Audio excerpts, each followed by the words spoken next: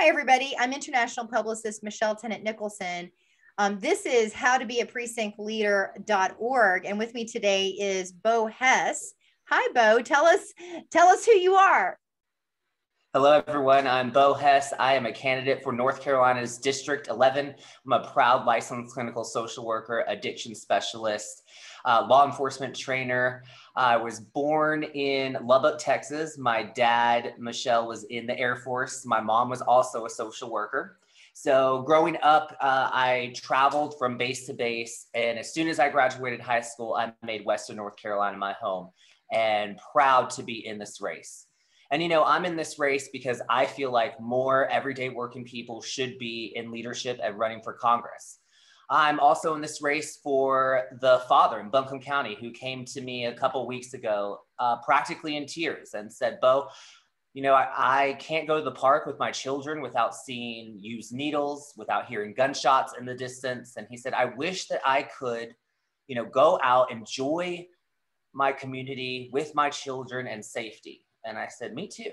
I'm running for the lady in Cherokee County who said, Bo, I want to go back to school. I want to further my career, but I don't know what that looks like. I don't want to be burdened by debt. I don't know if I can get a living wage after I'm done with school. And I just can't make that commitment right now. She said, I wish I could go back to school without going into debt to further my career for my family. And I said, me too. I'm running for those people, Michelle, and I'm also running for everyone of WNC and proud to be in this race, proud to be the only Democrat with a full and robust platform on their website. So join our movement, bohess.com. And I know we're going to get into the video and get into some issues. And so I just want to thank you, Michelle, for this opportunity and thank all of your viewers for your consideration in the March 2022 Democratic primary. So as a publicist now for 32 years, I've seen PR actually transition from typewriters to Twitter. That, my friends, is using the real estate of time to your advantage with your elevator pitch. Really great, Bo. Thank you. So pretty much you've got Bo encapsulated right there. He did a great job for himself. We're now going to watch a video, and then we're going to actually have a conversation about the questions that I have that as a precinct leader here in East Flat Rock in Henderson County. So let me make sure that I cue us up properly for optimal sound. Do let me know if you don't see yourself here in a second. You see your website here, bohessforcongress.com, right? You're not looking at my dog, right? Yes. Okay, perfect. Although that would be okay too. We'll look at Lulu later. On to find solutions. Okay, let's start at the beginning. That was not the beginning. Here's the beginning.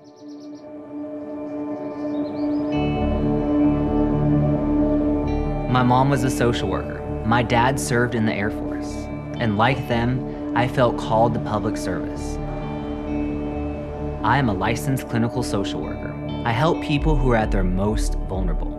Even before the pandemic, low wages, lack of opportunity, and the rising cost of healthcare and housing pushed people into despair. And then the pandemic hit. People are lapsing into addiction. Families are being evicted. The first responders I treat share their pain and exhaustion with me. My job is to listen and work with people who want to improve their lives. I found myself asking, who else is listening? Who can we count on to find solutions? That's when I decided to run for Congress. You can count on me to serve all the people of Western North Carolina, to work every day to find meaningful solutions to improve lives. I'm Bo Hess, and I approve this message because the people of Western North Carolina deserve a representative that listens to them.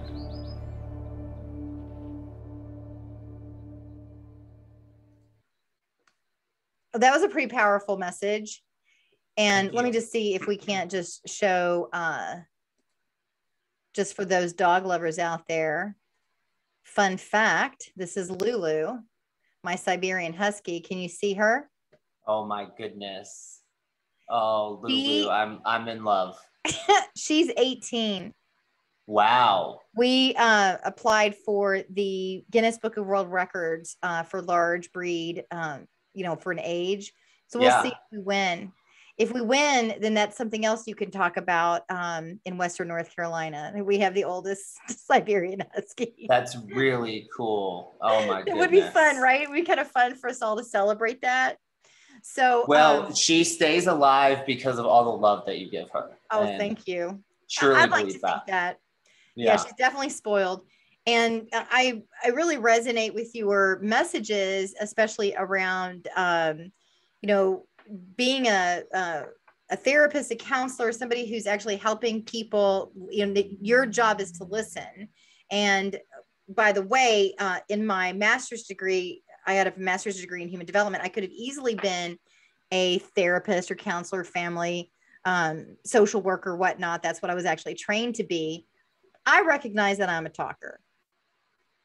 Right. So I think it's also important that we realize what our gifts are. And you recognize really early on, I'm a listener and I can listen and serve the people.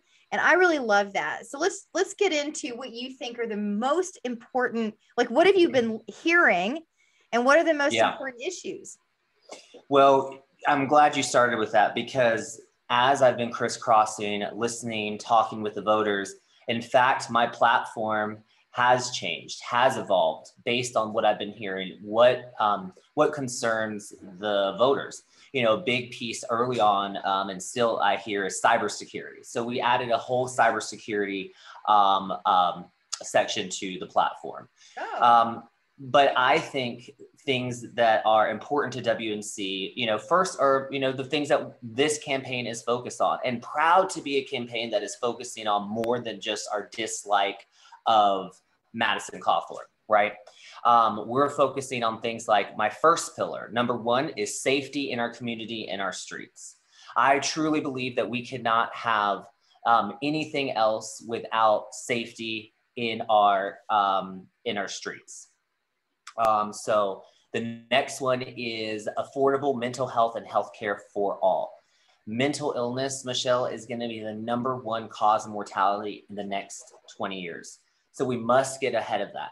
I'm uniquely positioned at that work in a hospital setting. I've been in the healthcare field, and I am a licensed provider and addiction specialist, and see those gaps and hear the stories about what people need and are missing every day in their life.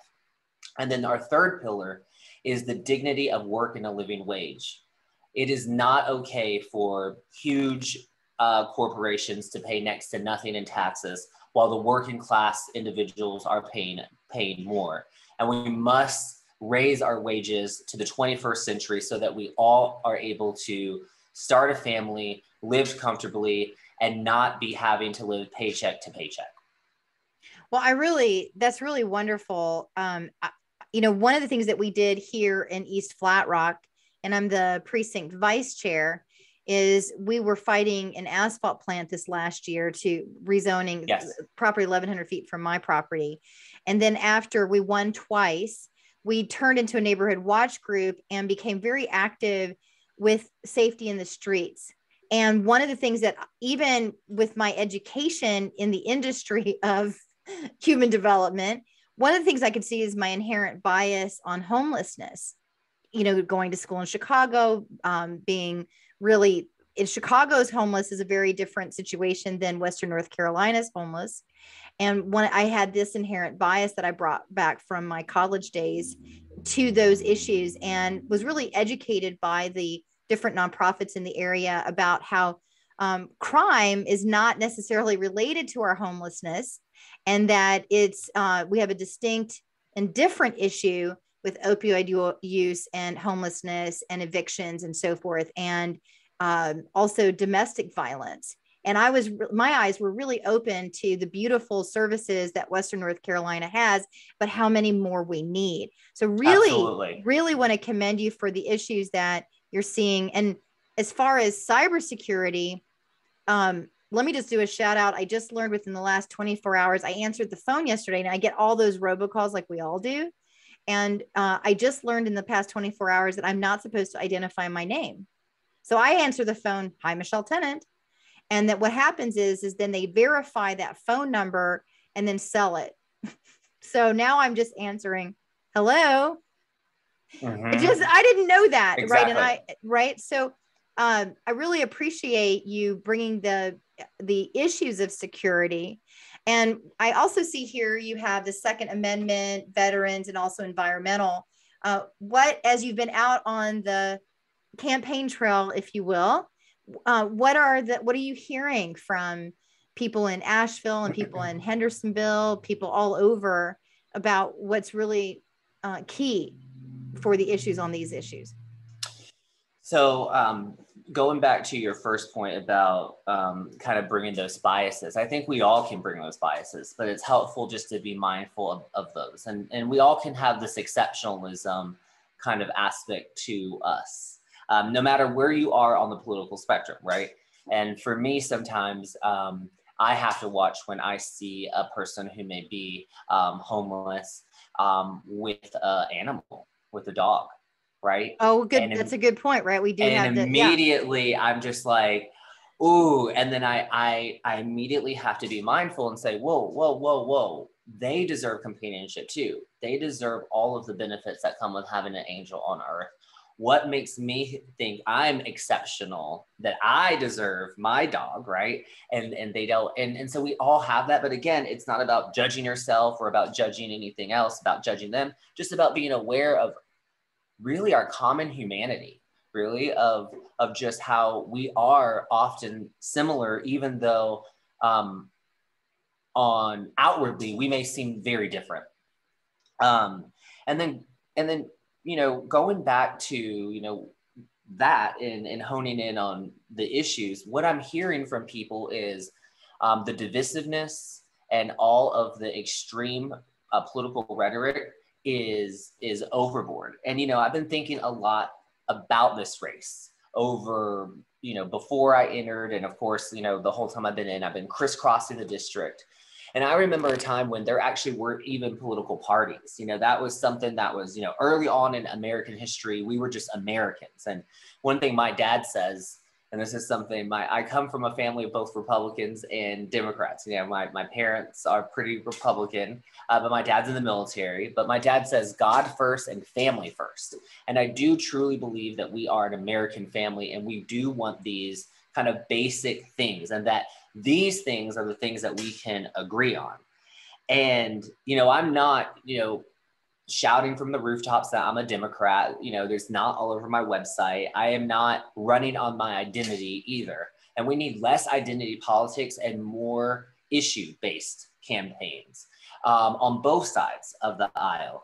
And that's why I am proud to be a campaign that is bringing up these issues of cybersecurity and even the Second Amendment. What I'm hearing from independents, from Republicans and Democrats is we love our constitutional freedoms. We love our rights. And those are things that we need to make sure that we enshrine. I also don't want to be a legislator who gets into office and starts making laws that just get struck down by federal and the Supreme Court for being unconstitutional. But my platform actually gives very common sense ways that we can move towards a more safer society without infringing on any law-abiding citizens' rights. So the hard one here in Western North Carolina always is, there's a few, but I find myself having conversations as a precinct leader around guns. I am a pacifist at heart. However, I carry concealed license. So I can see both sides of that argument very clearly. And I'd like to have more conversation so that we can find common ground. What's your feeling on guns? Because we love our guns in Western North Carolina. Oh yeah. I love shooting. I think it's awesome. I actually will say I'm pretty good at shooting. I also have taken my concealed carry class. I want to myself get more practice in shooting before I actually go apply for my license, but I have done it. And I truly believe that we need to be able to protect ourselves, not only from threats, but there's also, gaming, there's sportsmanship, there's just people who collect guns like stamps. And then also, we don't want to get into a situation when the state has the only means of lethality. Now, there are ways that we can move forward with, common sense practices like digitizing the gun records, for example, increasing ATF agents and deputizing them, making sure that gun dealers actually keep a record and an inventory of their stock. So there are, again, things that we can do that don't infringe on anyone's rights, but gives us a little bit more of a handle on the gun situation. And then what about, the other thing that's really in the news this week? We are taping this on September 16th, 2021. Women's rights, so I can respect another woman who chooses not to get an abortion. I've known women who do have abortion. And ultimately, I think that is such a private conversation and such a private family matter that I'm just horrified that we're kind of playing this all out at a government level. And so what about the right for women to choose? It's a hard topic for people to talk about, but where are you on that, Bo? It's a hard topic for people to talk about, but I want to point out something here. I want to point out a dynamic that's happening, that's playing in this race before I get into that, and happy to get into it. But we have a dynamic in this race where the two front runners will not take interviews, and especially will not take interviews on hard subjects like this. I just want all your viewers to know that I am not afraid of the tough conversations and the tough questions. Like I said, I'm the only candidate from day one who has had a full and robust platform with specific ideas that actually evolves as I talk with people. So, and if you don't believe me, just go out there and ask one of the front runners, go and try and get their stance on any of these issues, and you will get a lot of turning it back around to Madison Cawthorn. We're not running an identity politics campaign here. So back to your question. It's good. Have you had media training? Because you're very good at this, Bo. It's great. It's good. And I think what a couple things are clear is, first, if the opposition, the extreme opposition, and again, we're talking about the extreme opposition. Republicans are good people, right? This is not about demonizing any party. But I think that when a certain faction of them get in there, they will go to the most extreme form of the law that is possible. They will test those limits. So I think that's the first thing. The second thing is that the government should not be telling the citizens when they can start a family. Sometimes we can become what we hate. And often we start looking like places like Iran, like Syria, like China, where they have a very authoritarian way of dealing with their citizens. And guess what? They do restrict healthcare for their women. They do tell their citizens when they can and cannot have a child. We cannot become that. We are a nation that is built on freedoms and ideals. And one of those things is the liberty to start or not start a family. And I think the third thing is that we must codify Roe versus Wade in Congress. And I will be an advocate to make sure that all Americans have access to safe healthcare. Now, certainly, abortion should be rare. It should be safe. It should be legal, but it should also be rare. However, we must ensure that there is safe healthcare for people in the greatest, wealthiest country in the world. To me, that is a non-starter, and we must start acting like a first world leader in the world and regain our footing for freedom and for liberty. Well, and I can hear some viewers saying, well, do you feel like we've lost that position?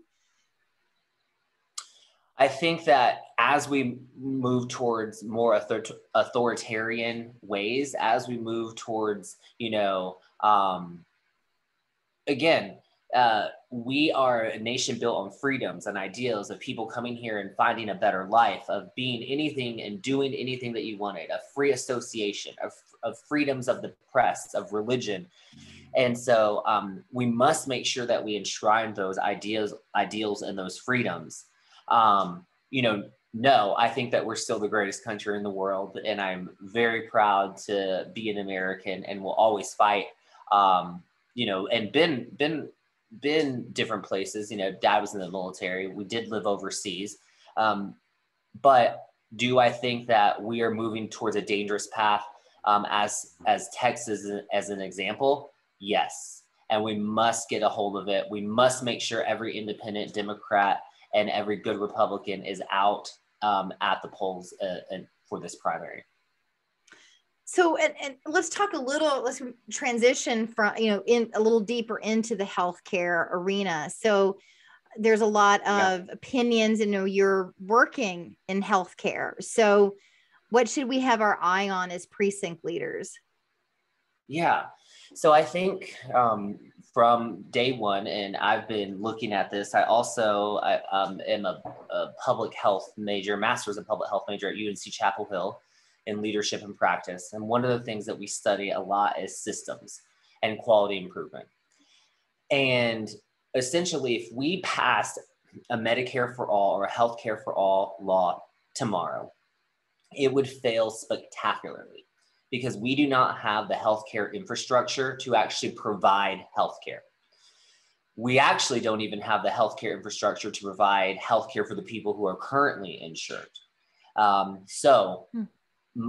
proposal, my platform has a number of fixes and solutions, essentially, that get us to a healthcare for all, or at least a public option. For me, it's about choice and freedom. I think that if you want to pay for Blue Cross Blue Shield and there's a public option and you don't want that, or vice versa, then sure, you should be able to have those and compare those. But we also need to have a viable public option that can compete with the private markets, that is not full of red tape, not full of bureaucracy. And we need to make sure that we are building up that healthcare infrastructure, our pharmacists, our PAs, our doctors, our social workers, our nurses, so that we are moving towards a healthcare for all model in this country. We have the resources, we have the money, we just need the political will to do it. Well, and then, what about, I think about healthcare for all, I think about my own career, and I think about education and childcare and all it takes to raise a family. And what about jobs and education? Those are two big wells. But what would you like for us as precinct leaders to know about your platform? When we speak about you with our constituents in our neighbors, what should we be saying about those two areas in you? So I want to make sure that we have a true representation and true voice at the table, so that as we're moving to the 21st century, we have somebody who is going to attract jobs here. Not only jobs that require a degree or tech jobs, but jobs that are more manufacturing jobs. A big piece of my cybersecurity and national security platform is making sure that we're not relying on China or any other country that may be hostile to us for anything that we would need for national security. I believe that this pandemic is just a dress rehearsal for something more lethal that is coming down the pike, and we must be prepared. Why can't we have these manufacturing centers here in Western North Carolina?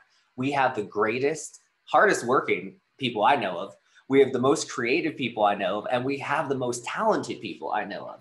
And when a lady actually told me, she was in Rutherford County, and she said, Bo, I'm working in this factory. She was in her late 30s. She was like, I absolutely hate it. She was in tears. And I said, what would help this? I was like, what would help? And she said, I just want some more opportunity for employment. I spoke with a chief of police who said, I can't get the funds for pay increases for my officers. I can't get the funds to get more officers, to upgrade the radio systems, and to get body cameras.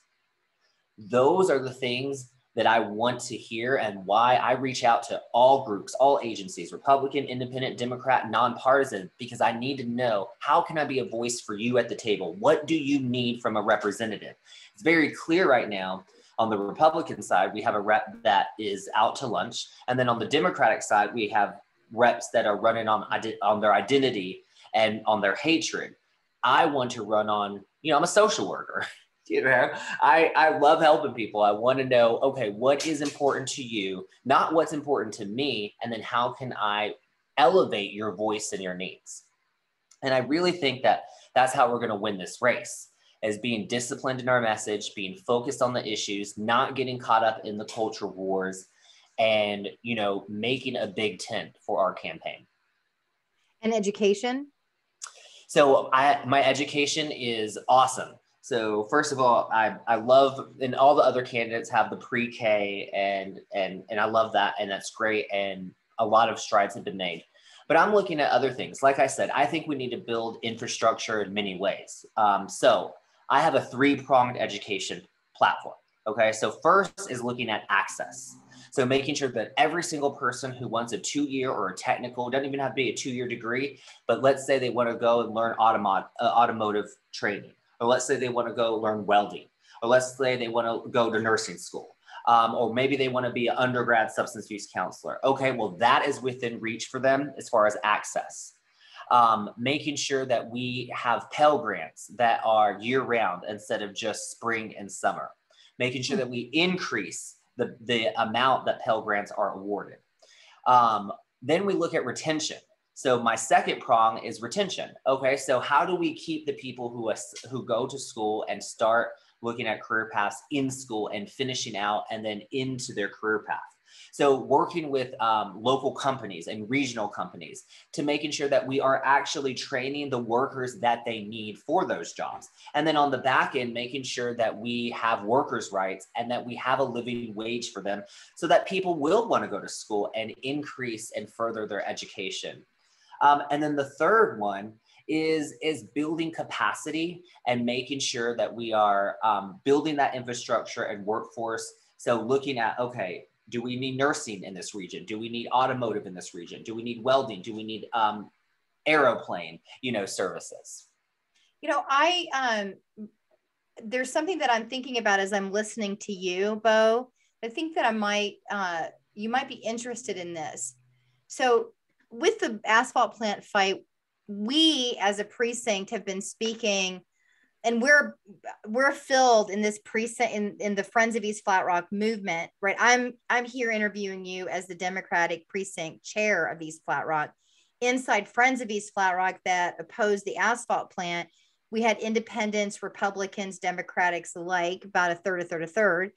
And nice. One of the things that I really learned that was really fascinating in a recent Henderson County government meeting was that the big growth area here in Western North Carolina is the wine and beer industry. There was a name they had. I was like just looking up for it. The way that whole industry is actually called a particular name. And I remember the commissioner said, "Excuse me, can you define what that is?" Because they were looking at the 2045 comprehensive plan growth that's happening in Henderson County. Sorry, Buncombe County people, just hang out for a second. But the thing that's really interesting is that our growth area is because we have such fresh water. And that's what everybody at the table was like, oh, that's interesting, right? That's why you have the Sierra Nevadas and all the other wineries and all the other breweries. And we're known as, Asheville is known as beer capital of the world and whatnot. But I think that it's really interesting as you talk to this woman in Rutherford County and by the way, I just bought property in Rutherford County, so I'm interested in all the counties that you serve. Yeah. So how do we legislate for that? Like, how can we support you in that? And we'd like more. Yeah. Come on, Sierra Nevada and all these other wineries and breweries and stuff. I think that's healthy for us to have that type of industry and that growth because it brings on tourism and exactly. Right. So first is understanding that often the representative that we elect is a signal, or the laws that we pass are a signal to businesses and people who want to move here on, whether it's a welcoming, diverse place.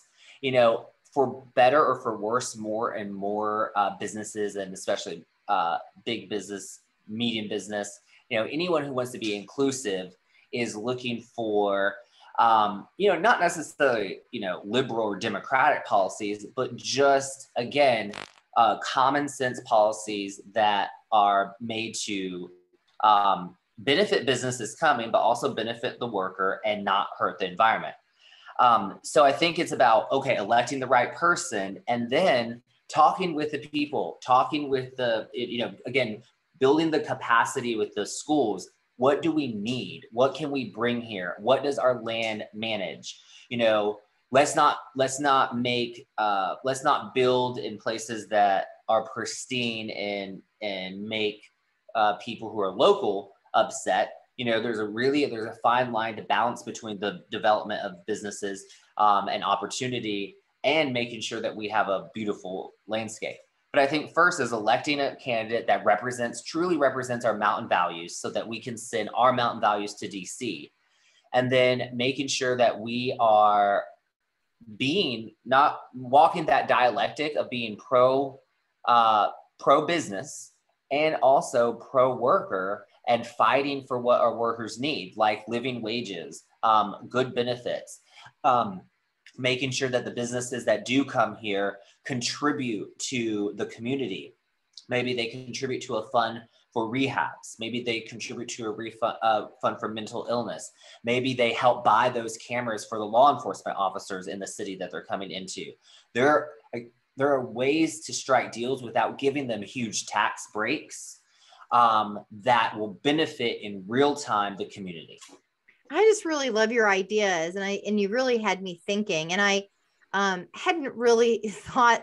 I mean, of course, we want representatives to represent us, but I hadn't also thought about what you're saying is the people that we elect send a message to business, and that's really key because I don't think many people are really thinking about it that way. They're like, oh well, if you just want to come here because of our fresh water, you're going to come here, but not also then. And, you know, North Carolina has gotten the short end of the stick. Yes. I just want something else happened because we are with the breaking news that we have today. You may not know this. I know that a lot of my business cohorts did not know this. And I think it was shocking when I saw it this week that Salesforce, a very large corporation, is leaving Texas over the abortion law and all that controversy that's happening. And not only are they leaving, they are paying their employees and their families to relocate. This is a shocking corporate move. One that I was really floored. And I think it goes to point exactly what you're saying. It's not only about enticing corporations to come here and being the right community and electing the right leaders to communicate what our intentions are, but then also that follow through, right? And that like really like, are we really representing our voice? So as soon as I would have known about that as a rep, I would have been reaching out to their recruiters and to everyone.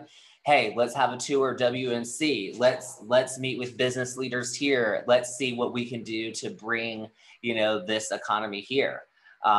So it's things like that, you know, we need somebody who is, quite frankly, young, someone who has the forethought, someone who has the grit, someone who's not going to play nice with Madison, and someone who will, though, be a big tent campaign for, you know, everyone. This is not about me. This is not about them. It's not about Madison. It's about WNC and making sure that we have a voice at the table. And that's why I'm in this race. That's really great, Bo. So thank you so much for doing this interview with me. Is there my pleasure. Anything that we didn't cover that you would like to cover?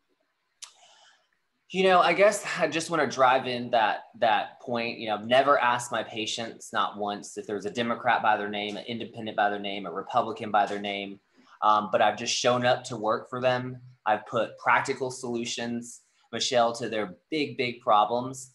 And that is exactly what your listeners and everybody watching this can expect from me. So join our movement, check us out. Also, send us your feedback. People send me articles. People send me really cool things like, hey, Bo, did you see this? Check this out. Look at this idea. Look at what they're doing over here. I'm I will always write back. I will write back myself. And also thank you everyone for your support, for those of you who have reached out. And thank you, Michelle, for this opportunity. You're welcome. I can think of one thing that we didn't cover that I think might be a missing opportunity if we don't cover it.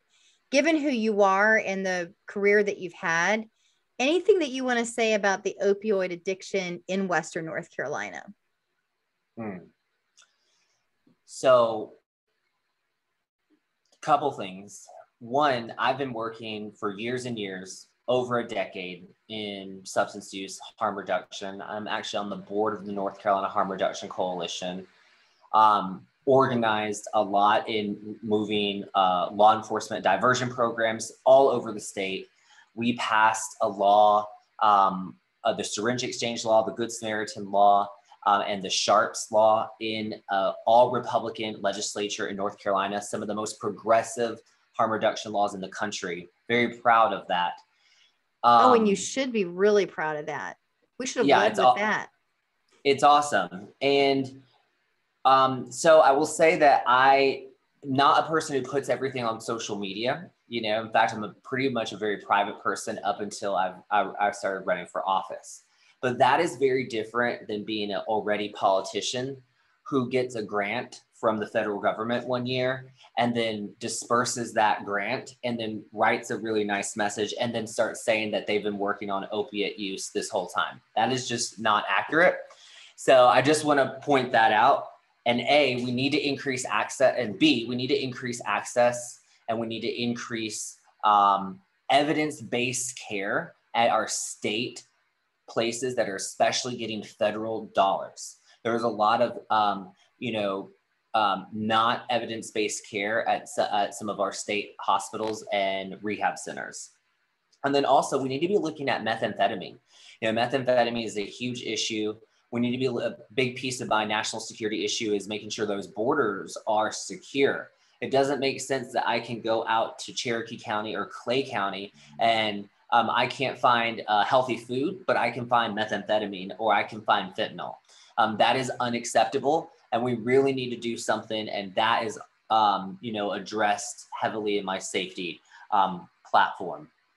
But also making sure that we all treat people with dignity and humanity, and nobody wants to be addicted to these drugs, and knowing that there is treatment out there. It may be hard to find, but reach out to a social worker, a nurse, go to the hospital. There are resources. Reach out to my campaign if you need. If you know anyone who's struggling, I mean this. Like, let's just pause right here. I mean this. If anyone is ever struggling, you can always reach out to my campaign. On my website, the chat function is not an AI. That is me or one of my staff members or volunteers working on that. So if you type in there, we get a message on our phone right there. Yeah, that you want to talk. So, reach out to us. We're always here for you. We truly want to be an advocate for WNC. That's really great. Oh, just really great stuff. Thank you for the service that you've already done. My pleasure. Yeah. My pleasure. My honor. So everybody, Bo Hess for uscongress.com. And or it's really bohess.com. Oh, you can also just go Bo Hess? Yep, bohess.com. Here, I like to put you on the spot and let's try it. bohess.com. Let's see if we get there. Woohoo! You can even do Bo Hess for US. Any way, we bought them all. How thorough you all were. And then down here, we've got all the social media. I love it. Oh, even TikTok, which goes. Oh, yeah, we're on TikTok. I think that's the only TikTok. I'm not sure any other candidate I've interviewed has had a TikTok symbol. So yeah, we're on there. You can go through and actually get all the assets there. Really great job. Also, I've been very impressed by whoever's helping you with your PR. So good job. Thank you, Michelle. Thank you. Okay. I do have an awesome team, a team that is actually pretty seasoned in DC as well. We're building the infrastructure so that if we do win the primary, we're going to be able to take this on and move forward. So thank you. Thank you, Bo. Have a great day. Thank you. You too. Bye-bye. Bye-bye.